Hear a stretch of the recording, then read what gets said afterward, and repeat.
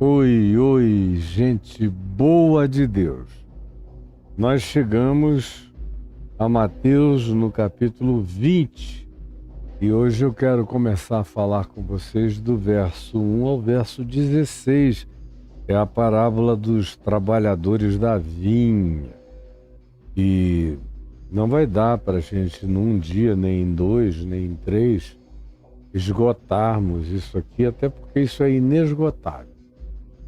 Mas quando eu digo esgotar, é chegar minimamente a uma varredura da superficialidade da exposição.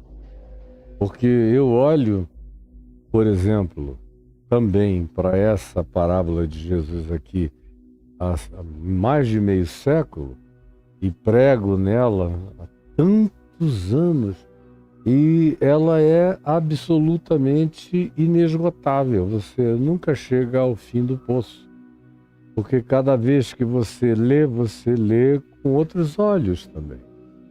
Lê a partir de outro conjunto de coisas, de outro contexto, de outro horizonte imediato, de fatos, fenômenos, questões da vida que vão fazendo com que a palavra de Jesus se torne contextualizada, aplicada e com um poder seminal extraordinário de engravidar a realidade e fazer dela nascerem frutos novos de consciência para serem vividos e praticados no cotidiano de cada uma das nossas gerações. Só durante o prazo desses 51 anos de pregação, e em julho fará 52, meu Deus, quantos mundos eu já tive que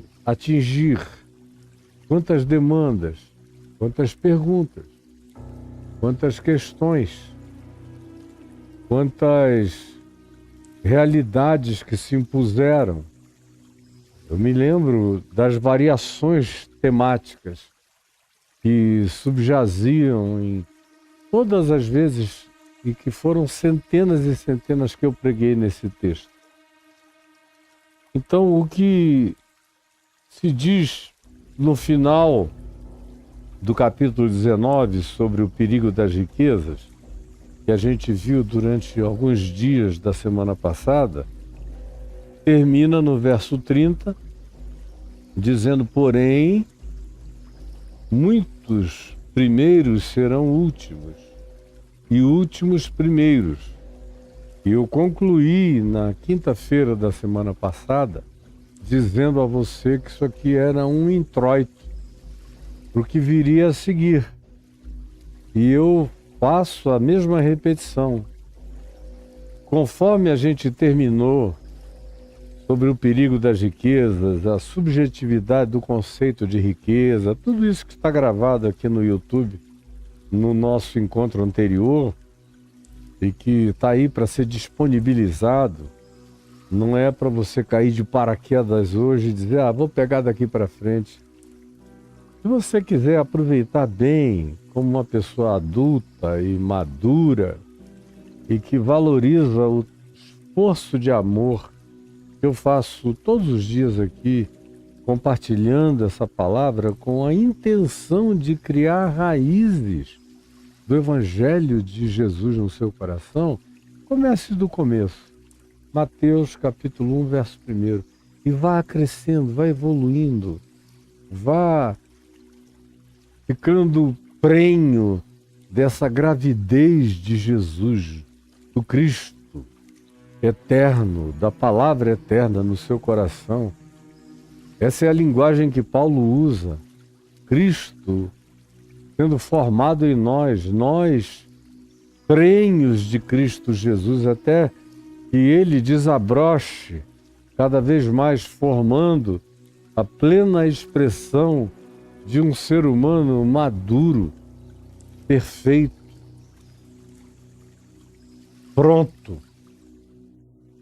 e todo dia está mais acabado na imagem e na semelhança dele. Esse é o chamado, essa é a vocação. É assim que a gente tem que conceber a nossa própria existência mínima e basicamente enquanto a gente caminha aqui, nessa peregrinação. E tendo dito o que o verso 30 diz, e tendo eu também afirmado a você que era uma introdução para o que se seguiria, olha só o que vem a seguir. Como Jesus não dá ponto sem nó. Ele está dizendo uma coisa, ele vai concluindo, ele percebe aquele conceito de relatividade das riquezas. Ele está vindo de um jovem ultra super rico para as questões de uns quase perrapados da Galileia, como Pedro, que era um remediado e longe de ser rico. Rico ali só tinha um, eventualmente entre os homens, no meio deles, que era Mateus, ou Levi, o publicano, que tinha sido o maioral dos publicanos e um dos homens mais ricos de toda a Galileia, e largou tudo para seguir a Jesus, mas os outros eram pessoas remediadas.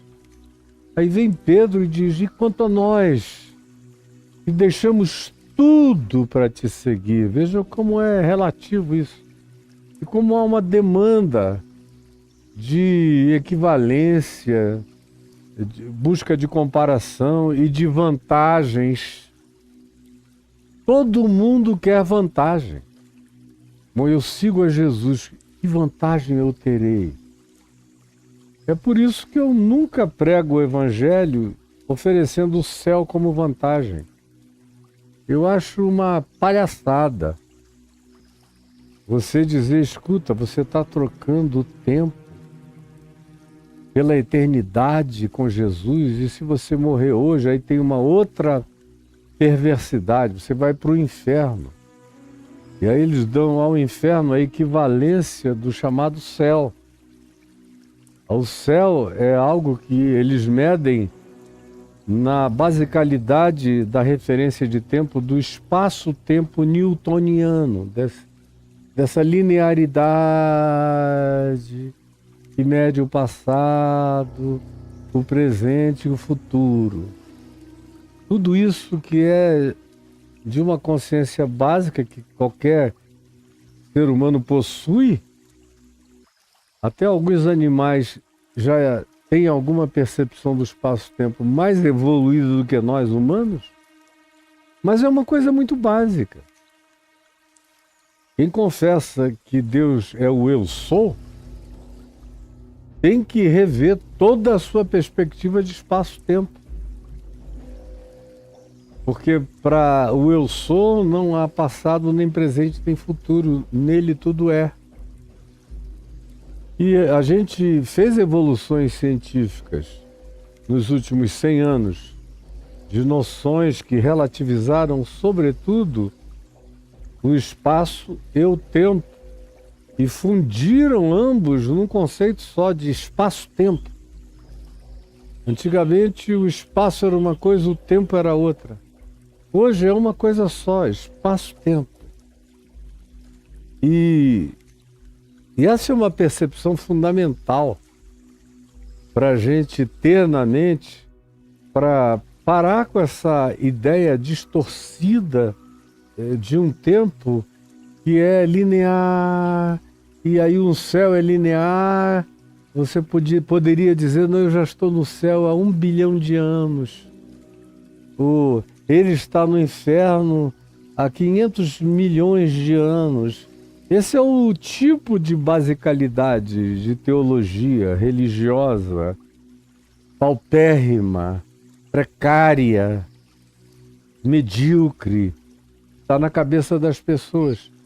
Religiões como, por exemplo, a maior parte das indianas tem uma noção muito mais evoluída do significado de espaço-tempo do que essa noção do cristianismo e do judaísmo, que tem um âmago de apontamento messiânico maravilhoso, mas que estão cercados de realidades e de contingenciamentos paupérrimos empobrecedores, diminutos e cujas implicações são horrorosas, porque eles não querem fazer atualização jamais, porque a maioria nem pensa no tema, e os que pensam no tema são profundamente negacionistas e têm pavor de reatualizações de consciência e de percepção. Pois bem, no contexto antecedente, a gente viu que Jesus trabalhou com a relatividade do conceito que estava plantado e engessado na mente dos discípulos. O jovem rico saiu daqui e nós, como se eles fossem também riquíssimos e estivessem abandonando tudo. E eu disse a vocês, o conceito de riqueza é muito relativo.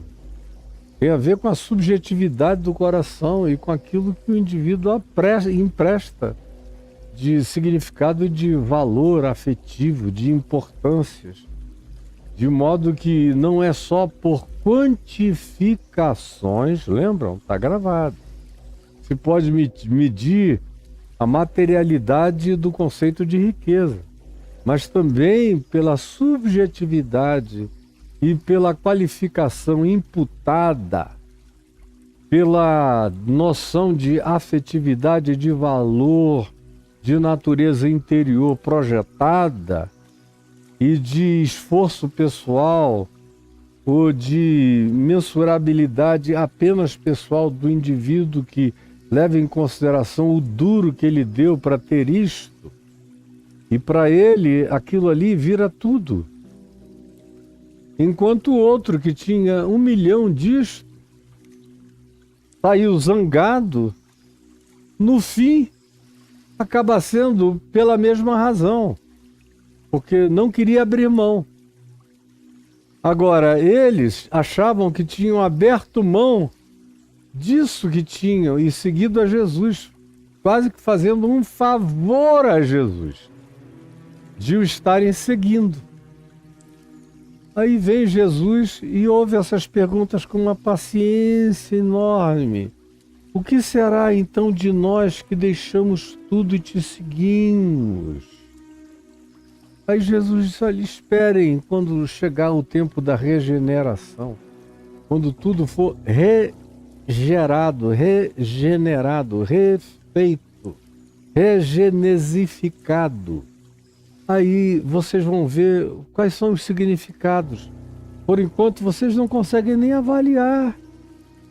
Vocês são como amebas querendo entender o sistema solar. E olha que o sistema solar é uma porcariazinha. A ameba é outra, mas só para a gente não aumentar o gigantismo da diferença, é uma ameba para o sistema solar. Não entende nem a poça onde ela está. Não entende nem o estômago onde ela caia, não entende nem o copo que com ele se abeba, não entende, você é tão pouco. Aí vem Jesus e disse, olha, a regeneração vai refazer tudo. E vocês que largaram tudo e me seguiram, ele dá esse pirulito para esses caras, o que também é um conceito extremamente relativo. Eles vão se assentar em 12 tronos e vão julgar as tribos de Israel, que nos dias de Jesus já nem existiam como tribos definidas. No máximo, se você fizesse um exame de DNA, você iria encontrar traços da tribo de Manassés, da tribo de Levi, da tribo de Rúben, da tribo de Naphtali, né, de Neftali, ou da tribo de Zebulon, ou seja lá de qual fosse a tribo. Só havia uma definição de Judá, de fato. Benjamim um pouco mais, que estava grudado e se protegeu mais junto com Judá. Mas no mais, as 10 outras tribos tinham se miscigenado, se espalhado por aí. Então até esse conceito de vocês, 12 apóstolos, vão julgar as 12 tribos de Israel, tinha uma aplicação de uma relatividade enorme, como eu expliquei na nossa reunião passada. Vá lá e reatualize e ressignifique a sua consciência. Pois bem, então vem Jesus e parte desse pressuposto da relatividade e conclui com a relatividade, dizendo, olha, inclusive o que vocês podem ter a mais andando comigo nesse mundo é o que não é de vocês. É o que é agregado a vocês pela via da fraternidade, da solidariedade e do amor. Que são aqueles que ele afirma no verso 19, que por amor a ele deixaram casas, ou irmãos, ou irmãs, ou pai, ou mãe, ou mulher, ou filhos, ou campos, por causa do meu nome. E aí no Evangelho de Marcos, no capítulo 10, do verso 23 ao verso 31, você vê a conclusão, diz, onde ele explicitamente diz, e já neste tempo receberão 100 vezes mais casas, irmãos, irmãs, pai ou mãe, ou filhos, ou fazendas, os que fizeram essas renúncias por amor ao Evangelho, ao meu nome, sim, receberão e depois herdarão a vida eterna. E em Marcos, no texto que eu disse a vocês, capítulo 10, de 23 a 31, ele deixa claro que isso tem a ver com o agregamento de valor amoroso e fraterno, como eu tenho experimentado a minha vida inteira. Eu moro aqui de aluguel nessa casa há 20 anos. Mas eu estou de passagem nesse mundo, então tudo aqui nesse mundo para mim, mesmo que a casa fosse própria, era um aluguel temporário. Todos nós vivemos de aluguel nesse mundo. E a gente vai trabalhando para conseguir manter o aluguel da nossa subsistência, da nossa continuidade, mas é tudo passagem. É tudo passageiro, como diz Paulo aos Filipenses, afinal a nossa pátria está nos céus. A minha pátria está nos céus. Eu sou um patriota do reino de Deus, exclusivamente. Eu não sou patriota do Brasil, nem seria de qualquer outro país onde eu tivesse nascido. Essa coisa de patriotismo para mim é uma breguice horrorosa. Em Cristo Jesus não há judeu nem grego, não há etnias, não há nada disso. No Pentecoste todo mundo falou em outras línguas, é a glória de Deus que se tem que buscar. Esse reducionismo, esse pauperismo, essa precariedade de pensamento é o que cria os patriotas. Esses caras que beijam terra, chão, pedra, fronteira, não sabem nem porquê. Mas eu tenho muita dó desse pauperismo horroroso. Assim como eu tenho dó daqueles que reduzem a família ao DNA, ao gene. A minha família começa no DNA e no gene, mas ela está longe de se conter nisso. Ela se expande, eu sou irmão de todos os outros humanos que queiram comigo se irmanar. E meus filhos sabem disso, meus netos crescem sabendo disso. De que o Evangelho fez isso em mim. E tem gente que nem compreende. Como para mim é tão simples incluir, paternizar, familiarizar, aconchegar, afetivo e emocionalmente adotar, tratar com esse carinho paternal todo mundo. Meus filhos já estão mais do que acostumados, porque eles cresceram assim. Aliás, quando eles nasceram, eu já tinha adotado 2 pessoas. E depois ficaram emancipadas o suficiente e eu as devolvi ao mundo para viverem suas vidas. Graças a Deus, todas estão bem. Então eles já nasceram nessa ambiência do Evangelho. Jesus ensina assim. E nunca aceitou que a gente ficasse reduzido só à família genética. A família genética está incluída. É aquela família do amor stored, que é o amor por pai, mãe, irmão, parente, gene, DNA, consanguineidade, tem uma força muito grande. E se alguém não leva em consideração esses, Paulo diz que tem negado a fé e é pior do que o incrédulo, porque eu sou ordenado a honrar pai e mãe, a olhar e a observar irmão e irmã que vieram do mesmo ventre do pai e da mãe, enquanto for possível ter uma relação de dignidade fraterna, de amor consanguíneo com eles, eles estão na minha prioridade. Eles vêm antes de qualquer gasofilácio de qualquer igreja. A pobreza da minha família vem muito antes de qualquer gasofilácio que tenha sido ensinado a você na religião como vindo antes do seu pai, da sua mãe, do seu irmão doente, empobrecido, sem plano de saúde, sem necessidade. Não, isso vem depois, bem depois. Porque depois desse primeiro círculo concêntrico há outros, dos que eu encontro em necessidade e eu possa eventualmente ajudá-los. São todos meus próximos, são meus irmãos, como aquele samaritano sem doutrina, sem religião, sem ortodoxia, sem nada, demonstrou e Jesus aplaudiu dizendo: olha, esse é o cara que vocês devem imitar. Pois bem,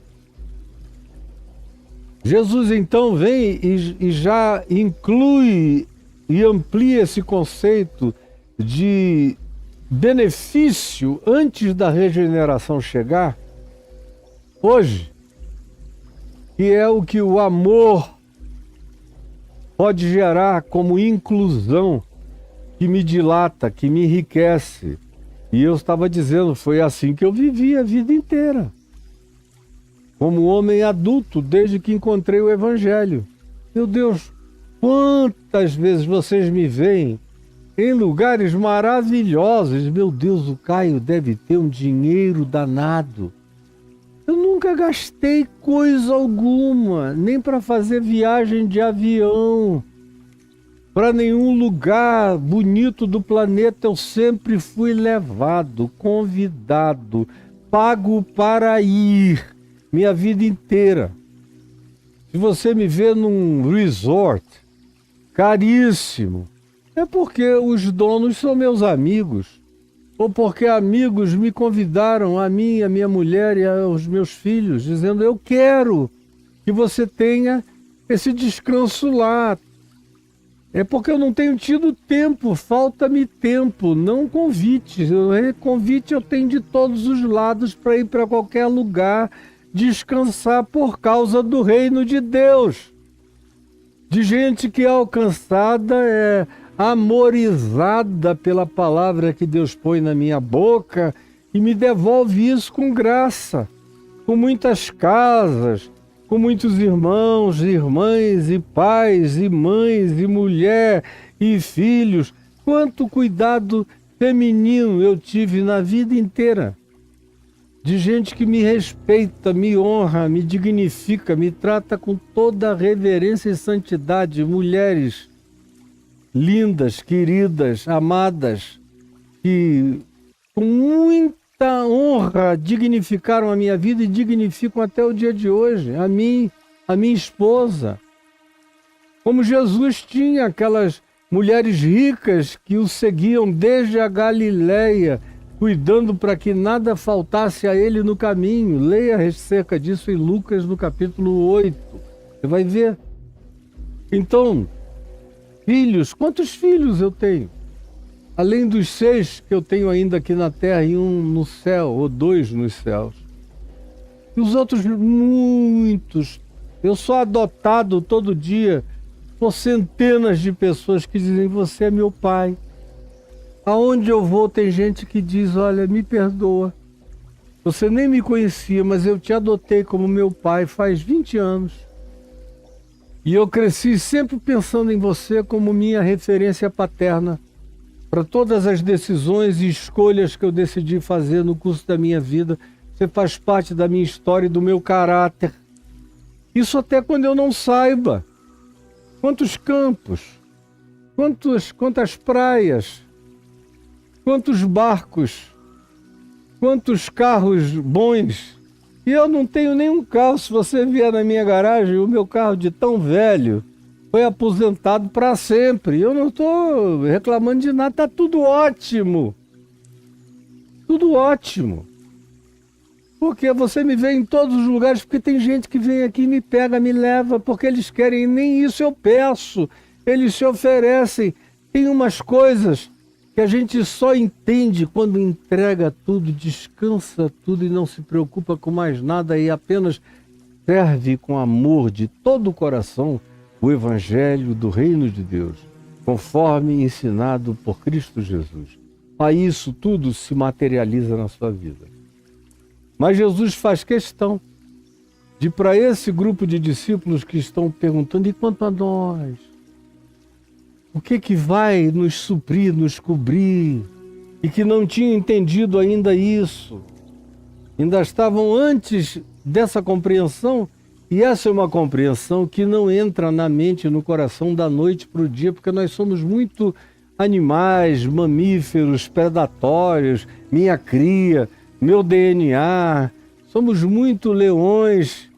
Se chegarmos num lugar e a leoa, cujo leão alfa principal, macho alfa, tiver sido vencido por esse novato forte, tiver leõezinhos pequenos gerados pelo antecessor, o leão vai lá e mata todos os pequenos para ela entrar logo no cio outra vez e ele gerar leões que têm o DNA dele.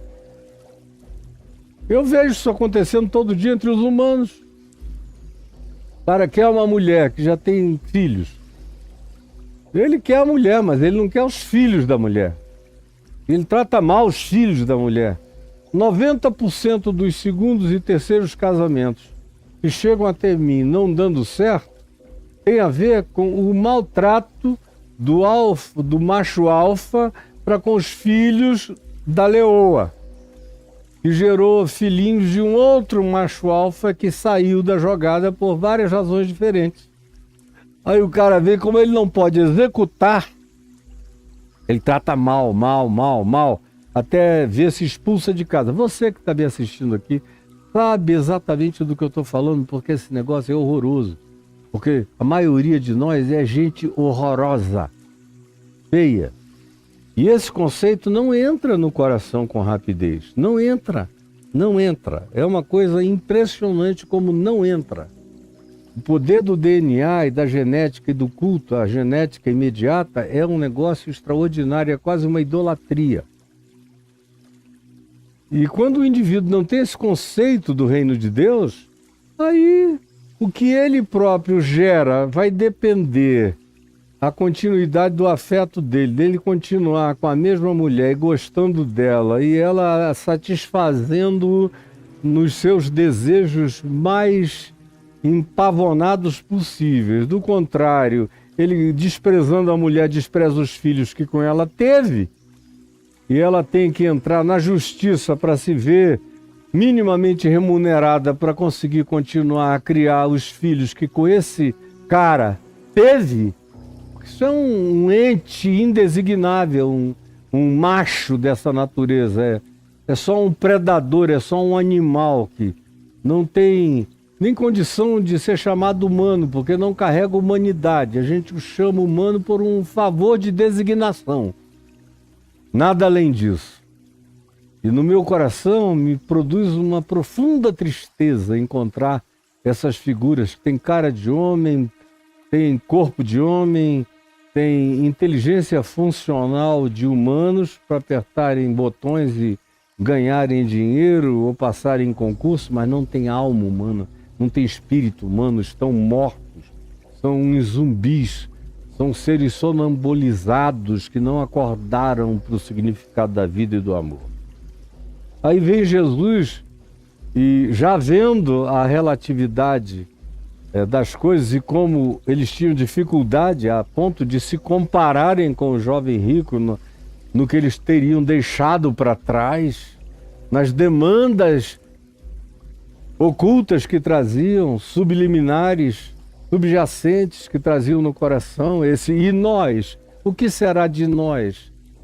Que Pedro, Tiago, João, André e aquela turma dos 12 teve, eu fico imaginando você.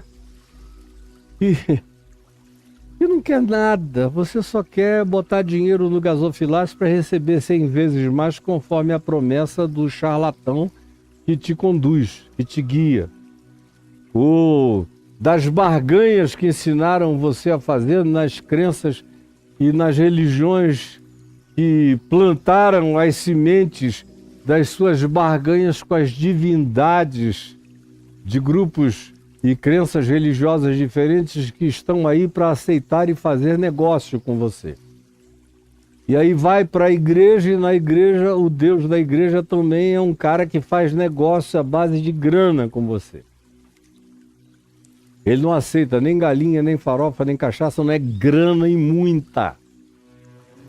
E você tem que passar fome e dar dinheiro para ele. A tua mãe tem que se danar, mas você tem que primeiro dar para ele, que vai direto para o bolso do charlatão que fala em nome dele, e você parece que numa cegueira absoluta não enxerga nada.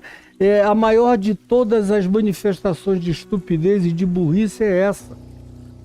Eu vejo o cara bota o dinheiro num gasofilácio e acha que caiu nas mãos de Deus. Acha que caiu nas mãos de Deus. E o dono desse banco religioso fica cada vez mais rico, cada vez mais rico. E você vai aí. Para cada 100 tem um que melhora de vida, aí passa a dar testemunho dizendo que vale a pena fazer o sacrifício que eles fizeram, porque afinal de contas, ele, que é uma exceção, que prosperaria estatisticamente em qualquer outra situação, é o exemplo de que dá certo. Mas você está cego, continua indo fazer a sua fé.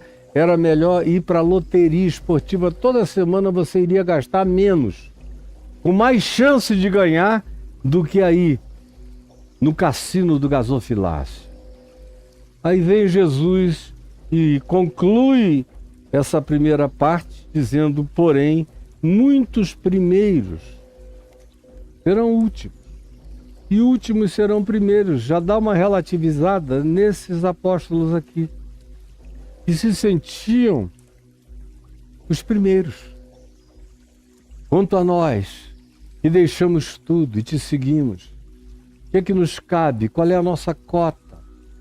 A gente que está fazendo esse esforço desde o início, desde que quando você não tinha ninguém, passou na Galiléia e chamou, e nós fizemos o favor de largar barquinhos, ou a coletoria, ou qualquer outro meio de vida, ou o nosso campinho onde a gente tinha um pomar para te seguir. Quanto a nós, qual é a nossa primazia? O que a gente vai ter antes de todo mundo, acima de todo mundo? É um negócio horroroso. Aí Jesus diz o que diz, relativizando todavia a aplicação, porque as 12 tribos de Israel já estavam relativizadas pela própria inexistência histórica delas nos dias de Jesus, mostrando que o cumprimento disso cairia no âmbito de uma outra subjetividade, mas não satisfeito termina dizendo, porém, preste atenção nesse porém. Preste atenção nesse porém. Porém, muito, incluindo vocês 12, muitos primeiros serão os últimos. E tanta coisa para acontecer que vocês não têm a menor ideia. E além do espaço-tempo, dessa mensurabilidade de quem chegou primeiro, segundo a ordem espaço-temporal, além disso, tem uma coisa absolutamente imponderável chamada de a graça de Deus. Isso torna tudo ainda mais absolutamente relativo. E para além de qualquer que seja a mensurabilidade possível, não dá para medir a graça de Deus. E na graça de Deus se manifesta a liberdade liberdade de Deus ser Deus, de fazer o que Ele quiser, com quem Ele quiser, quando Ele quiser, como Ele quiser. Como Paulo diz, porque não depende nem de quem quer, nem de quem corre. Porque não depende de quem quer, nem de quem corre, mas de usar Deus. Mas de usar Deus de misericórdia para conosco, para comigo. Essa é a graça dentro da qual Deus expressa a sua liberdade absoluta de ser Deus. E é aí que a religião se engata definitivamente. E a graça se transforma num tropeço. É uma pedra de tropeço, é uma rocha de escândalo, a graça de Deus, para todos os religiosos. Porque todos os religiosos são filhos da lei, na realidade. Todos! Todos! Deixa eu só dar um exemplozinho aqui antes de prosseguir. Todos. Eu estava, semana retrasada, eu creio que conversando com alguém, e eu tinha recebido, na casa em que eu estava, lá em São Paulo, 2 pessoas amigas, que são da Umbanda, um pai de santo e uma mãe de santo, que querem muito bem a mim, que me ouvem praticamente todos os dias, me respeitam, dão ouvidos ao que eu digo. E como eles, há vários outros, de vários outros grupos religiosos. Tem até crente, tem até pastor, tem até padre, tem de tudo. Sobretudo tem muito ateu e agnóstico. Ontem, por exemplo, eu estive ali no Palácio do Planalto, a convite para participar de uma solenidade, onde havia milhares de pessoas. Meu Deus, para entrar e para sair, eu tenho uma dificuldade enorme, porque são centenas de pessoas que vêm falar, que querem te abraçar, que querem te beijar, que querem tirar foto, que querem isso, que querem aquilo, que querem contar uma história. E aí quase todo mundo vem dizendo, olha, eu sou do grupo tal, e eles não vêm dizendo que são evangélicos. Eu só encontrei um ontem, que me falou, eu sou da IBAB, e falou assim, quase como se fosse um negócio estranho. Eu falei, legal, meu irmão, que bom. Agora, vieram pessoas do candomblé, da umbanda, do kardecismo, sacerdotes católicos, pessoas dos grupos os mais variados, ou ateus, eu sou ateu, mas o senhor eu ouço todo dia. E eu não sei, eu tenho a impressão que eu já creio no que o senhor prega, eu só não tive foi coragem de me declarar diferente. Aí eu disse, eu entendo, você tem medo das implicações, não é? De que queiram logo te agarrar, te religiosizar, te batizar, te dar uma conta para pagar. Eu entendo, fica tranquilo, porque o Espírito Santo que te trouxe até aqui vai concluir a boa obra conforme Ele queira, na hora que Ele queira. Mas, pois bem, por que eu estou dizendo isso? Por causa dessa relatividade da graça de Deus agindo no coração de pessoas as mais variadas. E aí eu disse que há 2 semanas atrás eu estava conversando com esse casal de amigos e quando terminou, alguém depois, sabendo da história, e me perguntou, escuta, e como é que ficam esses sacrifícios que eles fazem lá no culto deles, tanto na Umbanda quanto no Candomblé? E eu falei, olha, leia o livro de Levíticos e você vai ver que, com outras palavras, é praticamente a mesma coisa. Uma diferença, tem menos sangue, tem menos sacrifício, tem menos libação do que no Levítico. No Levítico era uma orgia de sacrifício. Sacrifícios de bodes, de touros. Hoje em dia, quando um crente ouve dizer que alguém sacrificou um touro lá de acordo com a crença dele, entra em crise. Meu Deus, em Israel era só o que tinha, sacrifícios de bodes, de touros. de bezerros, de ovelhas, de carneiros, de passarinhos, os mais variados. Era muito sangue e muita libação e muita farinha. No altar, libação com água, libação com azeite, libação com vinho. Lá no Levítico.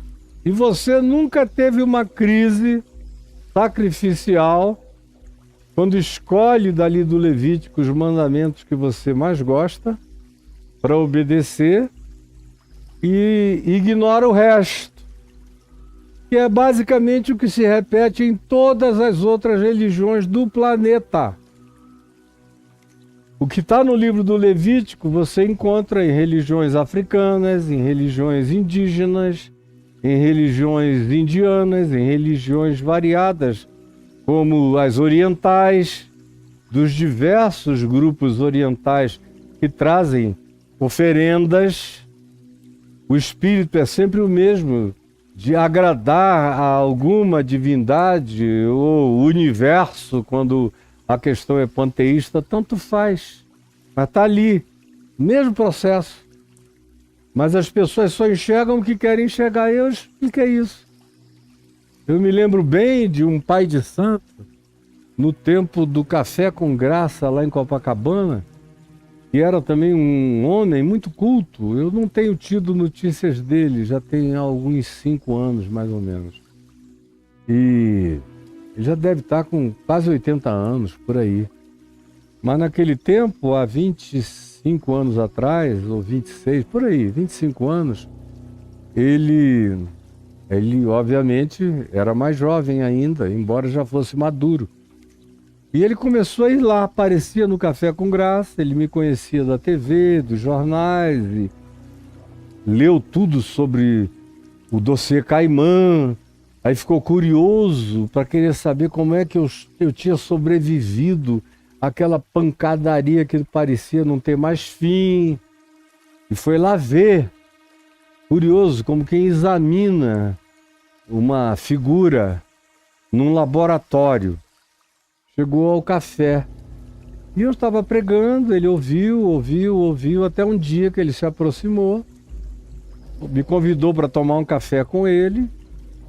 Aí se apresentou como pai de santo do Candomblé. Eu fui tomar um café com ele. Vi que ele era um cara muito culto, uma cultura histórica imensa, uma cultura antropológica extraordinária e uma variedade de conhecimentos religiosos enormes, versado no I Ching e numa quantidade grande de outras filosofias religiosas, polimorfo no seu conhecimento.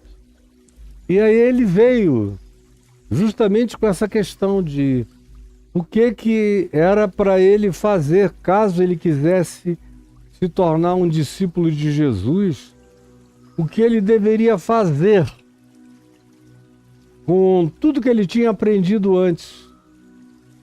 Aí eu falei, olha, vamos fazer 2 coisas. Você é um homem inteligente, eu não preciso explicar muito para você.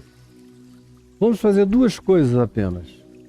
A primeira, você vai voltar para casa, vai pegar o livro de Levítico e você vai lê-lo todinho e minuciosamente e vai anotar todos os sacrifícios do Levítico que são semelhantes aos sacrifícios que você faz no Candomblé, ou que você identifica em crenças religiosas semelhantes, de natureza próxima.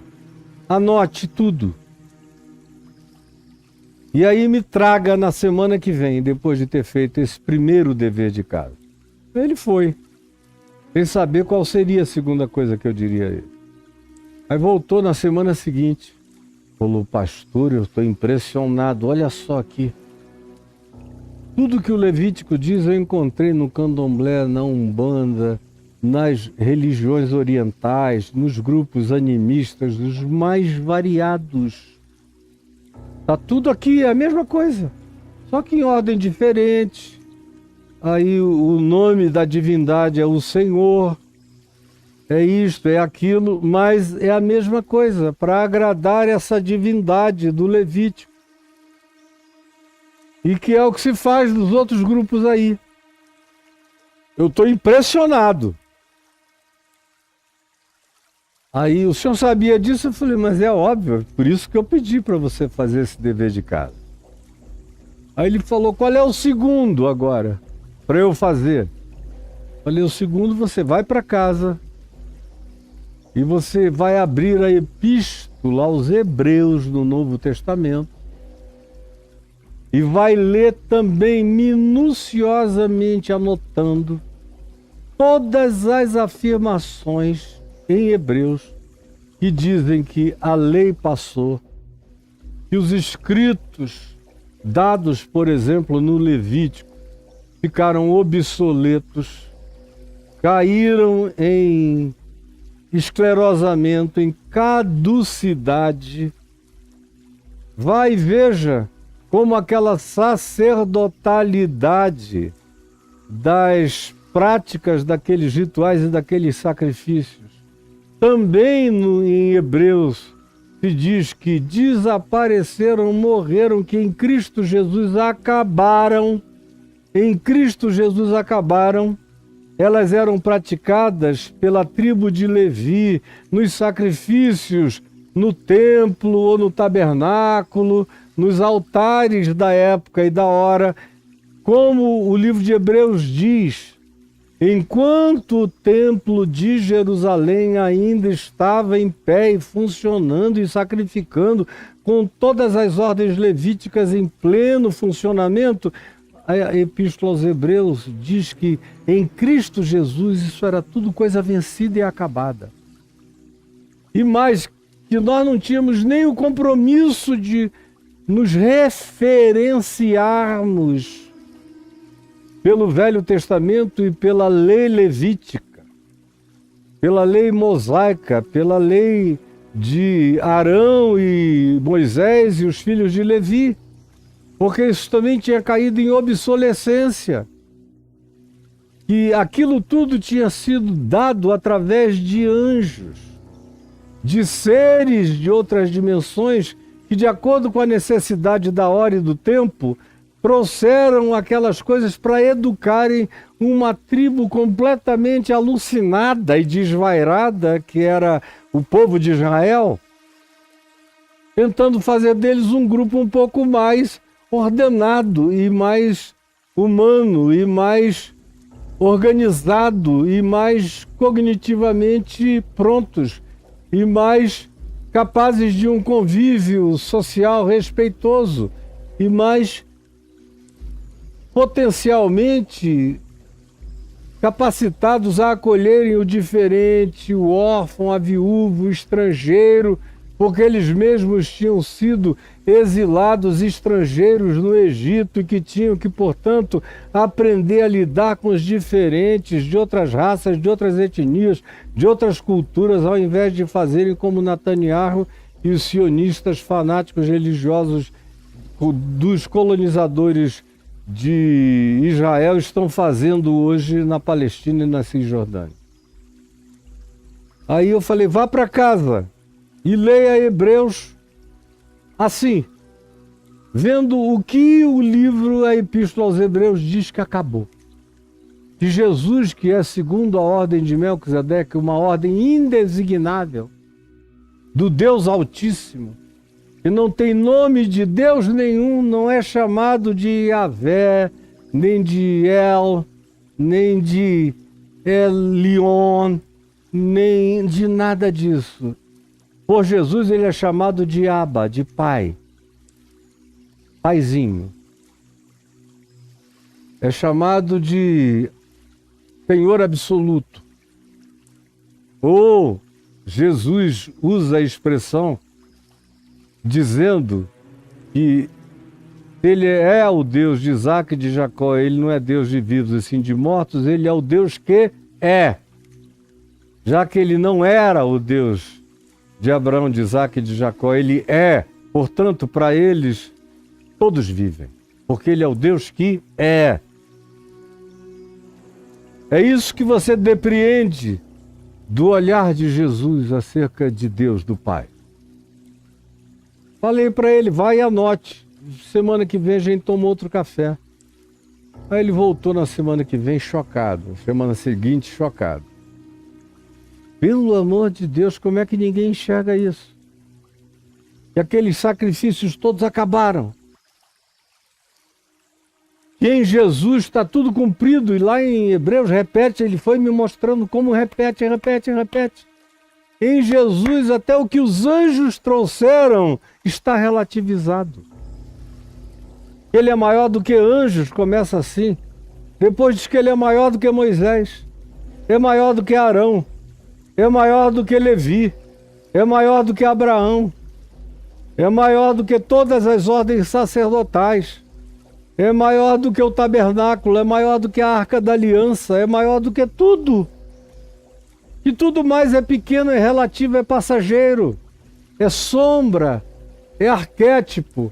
Não passa de arquetipia de coisas que deveriam acontecer no futuro e que em Jesus já estavam todas realizadas e cumpridas. Eu falei, você entendeu. Aí ele falou, o senhor podia me batizar no sábado que vem? Porque a gente não tinha reunião aos domingos. A gente tinha as segundas, quartas e sábados. Aí eu falei, posso te batizar sábado que vem, sim. E o batizei no sábado seguinte. Esse foi o trabalho que eu tive. Foi deixar ele pensar. Já que ele era um homem que pensava. Agora, isso mesmo que eu estou dizendo aqui, não dá para eu propor para um cristão evangélico, porque ele não vai concluir nada, porque ele foi obrigado a parar de pensar, porque pensar afasta de Deus, raciocinar afasta da espiritualidade, torna você uma pessoa carnal, você só tem que obedecer às ordens e virar um soldadinho de chumbo, idiótico, tadinho de você. Então eu expliquei isso mesmo sobre aqueles amigos lá. Eu falei, bom, eles estão vivendo a vida deles com toda honestidade, com toda respeitabilidade e são amorosíssimos, mais do que a maioria dos crentes e pastores que eu conheço. Vão para as ruas durante as noites e as madrugadas dar comida para os pobres, mendigos, necessitados, abandonados e aflitos. Esse é o maior ato religioso que eles fazem, é onde eles gastam mais tempo da vida, é assim, e não nos rituais culticos. Então, eles vão chegar à conclusão que o Espírito Santo os levarem a chegar. Já que estão me ouvindo e eu só tenho uma coisa a dizer e tem a ver com Cristo Jesus e com o Evangelho, e eles gostam de me ouvir, deixa que o Espírito de Deus vai fazer os entalhes que queira fazer, quando queira fazer, como está fazendo com tantos outros. Um guru amigo meu, que jogando o tarô, pelo tarô, o tarô mandou ele ler os evangelhos. E na pesquisa na internet para começar a ler os evangelhos, ele me achou com o evangelho de carreirinha, começou a me ouvir e teve uma experiência profunda com Jesus, a partir de um jogo de tarô que ele fazia para os outros, inclusive no YouTube, para milhares de seguidores. E hoje em dia está conversando comigo o tempo todo, crescendo na fé, numa celeridade, numa rapidez extraordinária que crente nunca alcança, meu Deus. Enquanto eu repito para ele, eu não preciso repetir. Ele entende logo. Então, veja bem, eu tenho feito essa introdução longa, apenas para dizer para você que, além de tudo, além de todas as coisas e dos conceitos que relativizam todas as nossas certezas e nos fazem ter que andar com humildade pela fé, com aquele espírito que eu também repeti aqui, que tomou conta de mim logo na minha primeira semana de conversão, ou no primeiros dias, num cartão das edições paulinas, que dizia: para aqueles que trabalham para Deus, basta-lhes a recompensa de um dia o haverem conhecido. Isso marcou a minha vida para sempre. Eu nunca tive perguntas dentro de mim, porque eu adotei aquilo como privilégio. Meu Deus, eu estou aqui me oferecendo e pregando, começando a pregar. Basta-me o privilégio de o ter conhecido. O resto é besteira, nem passa pela minha cabeça, não passou, não passa, nem passará.